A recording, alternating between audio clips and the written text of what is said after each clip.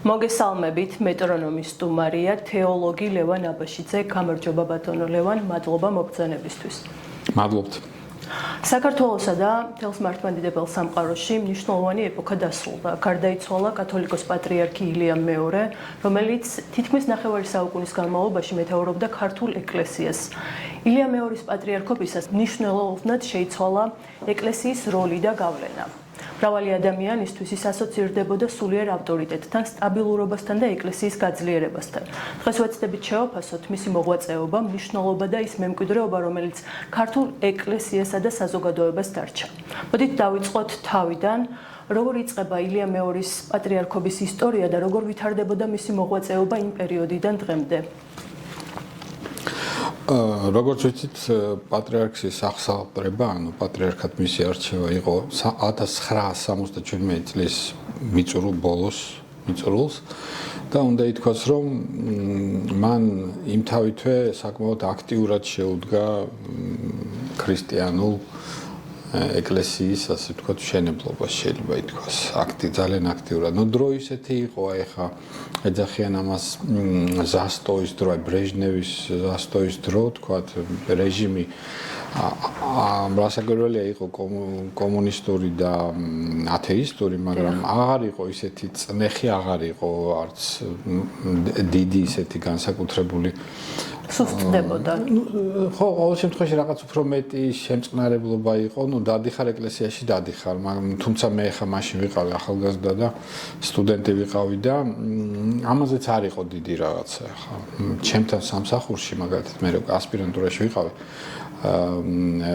უსაფრთხოება მივიდა მხოლოდ მაშინ, როცა ეროვნულ გამანთავისუფლების მოძრაობა დაიწყო და ეს თქვენი ასპირანტი თან ეკლესიაში დადის და თორე ისე არ იყო, წნეხი არ იყო, მაგრამ მაინც ძალიან შეზღუდული იყო, თქვათ, ახალი ეკლესიის გახსნა, თუნდაც დახურული, რომლებიც არაფუნქციური ეკლესიის გახსნა იყო დიდი პრობლემა, რაიმეს დაბეჭდვა იყო ძალიან დიდი პრობლემა, თქვათ, ეს არის ეს ისტორია, როგორ მოახერხა უწმინდესმა ბიბლიის დაბეჭდვა და ასე შემდეგ და უნდა ითქვას, რომ ის იმთავითვე შეუდგა ამას ძალიან აქტიურად, ანუ მან მიიზიდა ყველა, ასე ვთქვათ, ფენა კი არა, ყველა პროფესიის ადამიანი მიიზიდა ეკლესიაში, იქნებოდა ეს ფილოლოგები, ისტორიკოსები,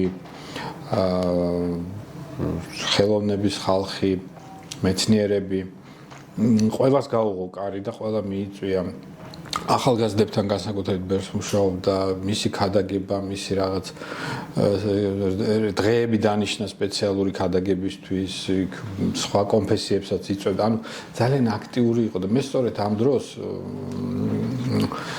ამ დროს არა, ახლა მე ინტერესი მქონდა ეკლესიის მიმართ და დავდიოდი, თანაც მოსკოვში ვსწავლობდი ამ პერიოდში. მაგრამ ძალიან ბევრი ახალგაზრდა მოვიდა და მე უკვე როდესაც 80-იანი წლების შუაგულში, რაღაც 83-ში, 4-ში აქტიურად დავიწყე ეკლესიაში სიარული.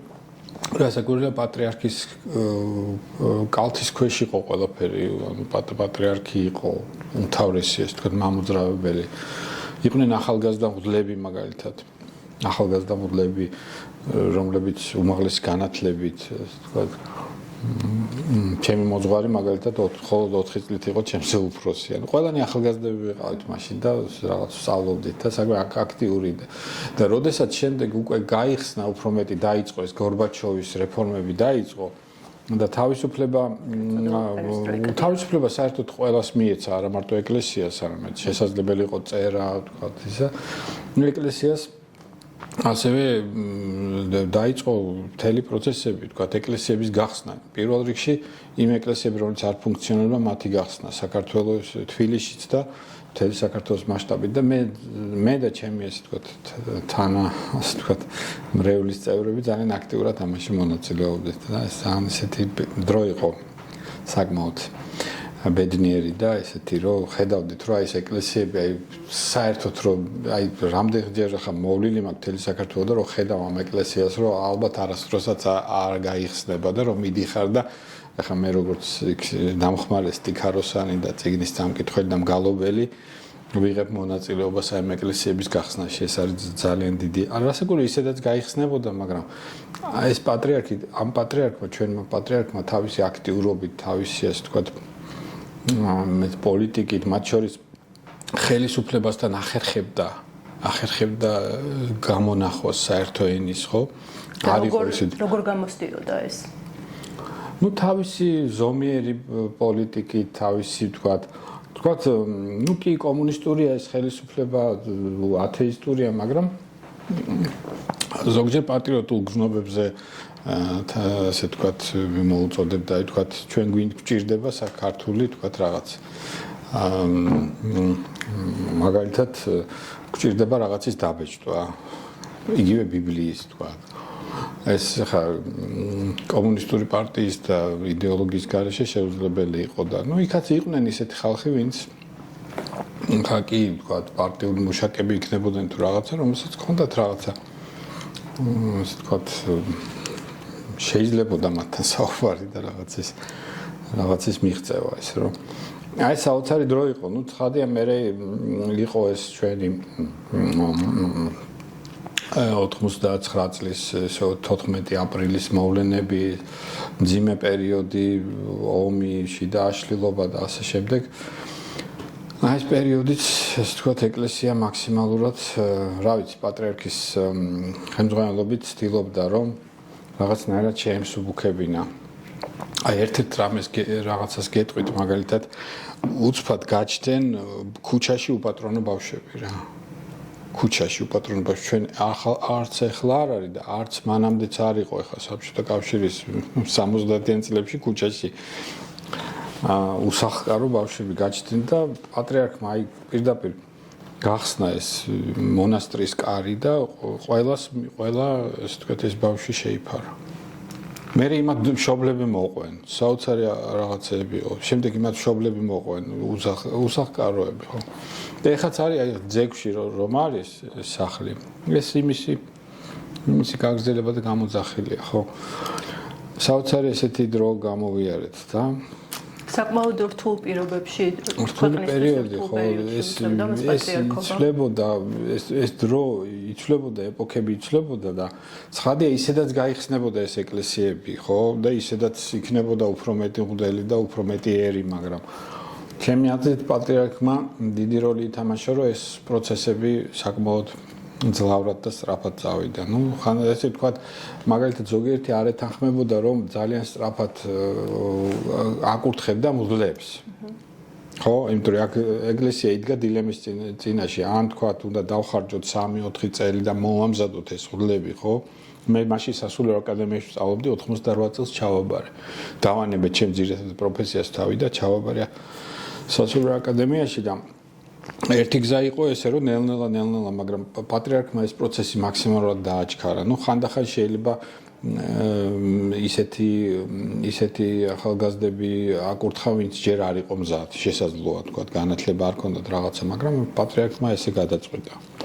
ჩემთან მაგალითად, ჩემ კურსზე 10-ნი ვიყავით და უმეტესობა, ვინც კი იყო დაოჯახებული უკვე, მღვდლებად აკურთხა და ფაქტიურად მათ სწავლის დრო აღარც კი რჩებოდათ. რა განსაზღვრავდა მის ხანგრძლივ საზოგადოებრივ ავტორიტეტს? აი თავისი ეს აქტიურობა ჯერ ერთი, შემდეგ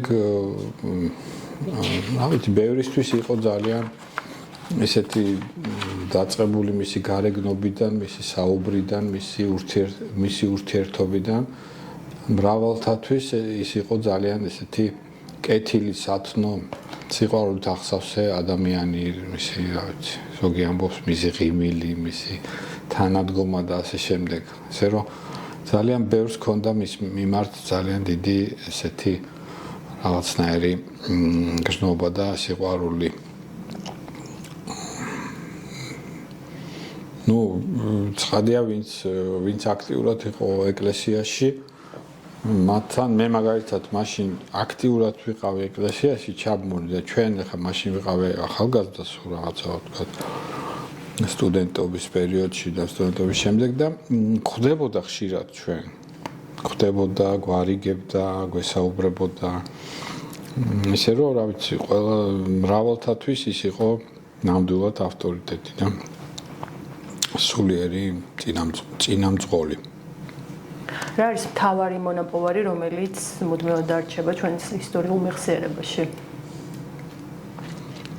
მთავარი საერთოდ მთავარი არის ადამიანები, ხო, აი რაც არ უნდა იყოს მთავარი ადამიანებია ჩვენ წერია ეს პავლეს უწერია რომ იესომ თქვენ გულებში დაწერა სახარება. სახარება არ არის წიგნი უბრალოდ. ეს არის რომელიც ადამიანის გულებში და შემდეგ ამ ადამიანებმა ის გაავრცელეს და აი სწორედ ჩემი აზრით უმთავრესი არის რაც მან დატოვა ჩვენ გულებში.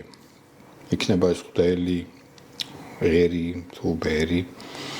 ჩემი აზრით ეს არის მთავარი მონაპოვარი. ნუ რაც შეიძლება უფრო უცით ხელშესახებს შეგვიძლია მრავალი რამე ჩამოვთვალოთ ეკლესიების გახსნა, ეკლესიების მშენებლობა, ბიბლიის გამოცემა, ავტოკეფალიის მსოფლიო საპატრიარქოს მხრიდან ავტოკეფალიის დადასტურება. ეს არის უბრალოდ ცნობა ის იყო რომ პატრიარქმა იმას მიაღწია რომ მსოფლიო საპატრიარქო სნობს საქართველოს ეკლესია როგორც უძველესი ავტოკეფალური ეკლესია. ეს მრავალი შეიძლება ითქვას მრავალი სიკეთე რაც მის სახელს უკავშირდება. და როგორია პატრიარქის ქავლენა თანამედროვე ქართულ საზოგადოებაზე?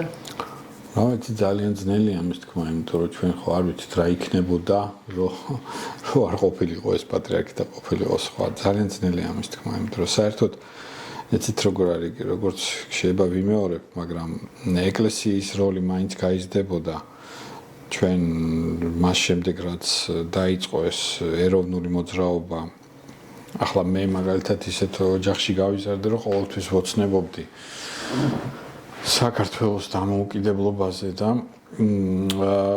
მაგრამ იყო ბევრი, რომელთათვის არ იყო ესეთი რაღაცნაირად მნიშვნელოვანი თუ რაღაცა და მათ ეს აღმოაჩინეს, რომ აი თურმე საქართველოს დამოუკიდებელი უნდა იყოს, თურმე უნდა დაუბრუნდეთ ჩვენ ტრადიციებს, რაც აი ამ 70-მა წელმა რასაც მოგვაშორა და მათ შორის უნდა ხომ არ დაუბრუნდეთ ჩვენ წინაპრების სარწმუნოებას. ესეთი მომენტი იყო, ესე იგი ეს მაინც მოხდებოდა, მაგრამ რა ვიცი, ღვთის განგებით, ღვთის ნებით, სწორედ ილია მეორე იყო ის, რომელიც ამ დროს იყო ეკლესიის საჭეთრობელი და ჩემი აზრით მისმა აქტიურობამ, მისმა სიკეთემ და მისმა ასეთმა სიყვარულმა საკმაოდ დადებითად წარმართა ეს პროცესები, რა ვიცი, ეს ჩემი აზრი. მისი გარდაცვალების შემდეგ როგორ შეიძლება განვითარდეს პროცესები საპატრიარქოში? ეს ძალიან ძნელი სათქმელია, მე მგონი ამაზე ვერ გასცემს პასუხს ჩვენ, მხოლოდ იმედი უნდა გქონდეს, რომ ეკლესია შეინარჩუნებს თავის ერთიანობას, შეინარჩუნებს თავის ასე ვთქვათ აი ამ ტენდენციებს, რომ ის იყოს ერისთვის მნიშვნელოვანი და კიდევ უფრო გაძლიერდება, რა ვიცი, ამის იმედი უნდა გქონდეს ჩვენ და როგორ იქნება არის ამის მოლოდინი? შეიძლება თუ არა იგივე ავტორიტეტი გქონდეს შემდეგ პატრიარქს? აი, იმდენი ავტორიტეტი ვერ ექნება მით უმეტეს დასაწყისში, იმიტომ რომ რა ვიცი, შეუძლებელია ახლა, რა ვიცი, რომ დავფიქრდეთ, ახლა 49 წელი რას ნიშნავს, რომ უმეტესობა დაბადებული არ იყო, როცა ის ახლა მე კი მახსოვს, იმიტომ რომ ვიყავი მაშინ პირველი კურსის სტუდენტი ვიყავი, მე კი მახსოვს კარგად, მაგრამ ზოგი საერთოდ ახლა და ამხელა ამდენი დრო და ამხელა ის რა ვიცი მისი ავტორიტეტი არ ექნება ახალ პატრიარქს, მაგრამ ნახოთ, ყველაფერი იქნება ჩვენი ძალისხმევის და ღვთისნების ხედვით, ნახოთ როგორ იქნება. შეიძლება ითქვას თუ არა, რომ შემცირდება ეკლესიის ავტორიტეტი? ბოლო პროცესებიდან გამომდინარე? შეიძლება შემცირდეს, შეიძლება გაიზარდოს. და რაზე იქნება ეს დამოკიდებული? ეს მრავალ რამეზეა დამოკიდებული, ახლა ჯერ ერთი ადამიანი არის თავისუფალი, ღმერთმა ადამიანს მისცა თავისუფლება და ეს თვითონ ადამიანზეა ის მივა რწმენაში არ მივა, რომ რწმენაში მივა, შეინარჩუნებს ამ რწმენას თუ არ შეინარჩუნებს. ეხლა ეკლესიაში რასაკვირველია ბევრია დამოკიდებული თვითონ ღვთისმსახურებზე, ხო? ღვთისმსახურებზე და საერთოდ ქრისტიანებზე.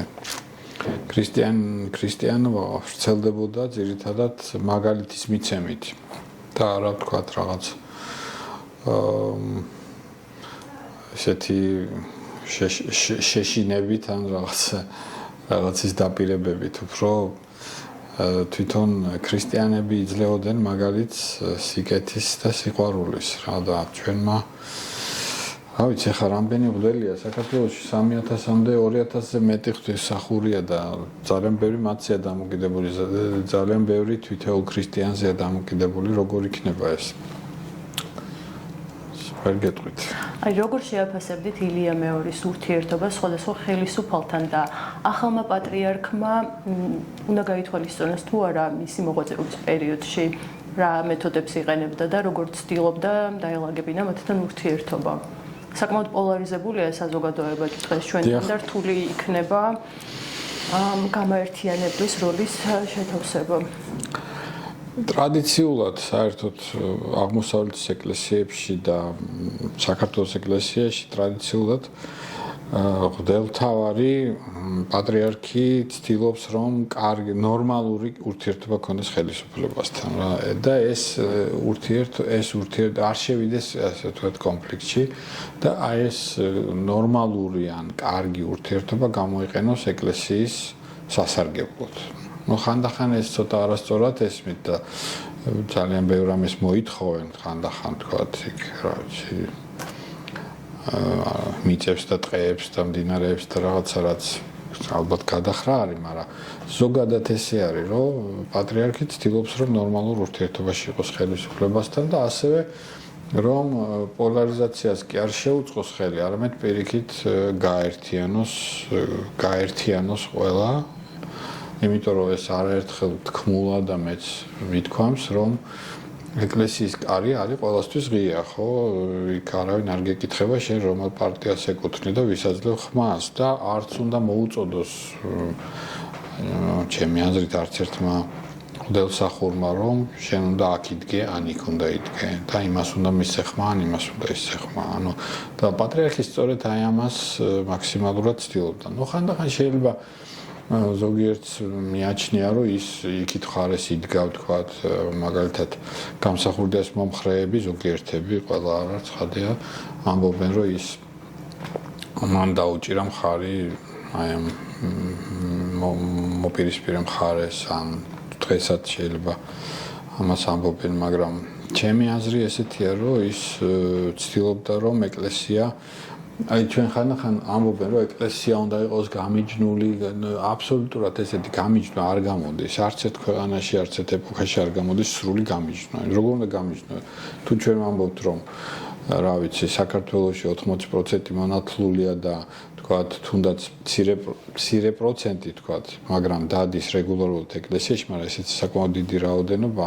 ეს იგივე საზოგადოება და იგივე ხალხია ვინც ასევე პოლიტიკაში არიან ჩართული ხმას აძლევენ და ამორჩევლები არიან ხო ანუ სრული ესეთი აბსოლუტური ესეთი გამიჯნა არ გამოდის ან რო ავიღოთ თქვათ სვეტი ცხოველი ჩვენი სულიერი ცენტრიც არის და წირვა და ლოცვა და ყველაფერი და მოლოცვა მაგრამ ამავე დროს არის ჩვენი კულტურული უდიდესი ძეგლია და ხა შეიძლება ვიღაც ათეისტია ან მუსლიმია და იმისიც არის ის არა ხო ესე იგი ესეთი აბსოლუტური გამიჯნა არ გამოდის მაგრამ ეკლესია უნდა ეცადოს რომ ყველასთვის იყოს ყველასთვის ღია უნდა იყოს ეს არის მთავარი პრინციპი რასაც პატრიარქი ჩემი აზრით ამას ახორციელებდა და ეს უნდა გაგრძელდეს ბევრი ადამიანისთვის ასოცირდება რომ უკვე გაცხადებული ნება მისი იყო რომ მეუფეშიო უნდა იყოს მომდევნო პატრიარქი ოფიციალურად მოსაყდრედაც აირჩიეს და გქონია თუ არა ისტორიულად ისეთი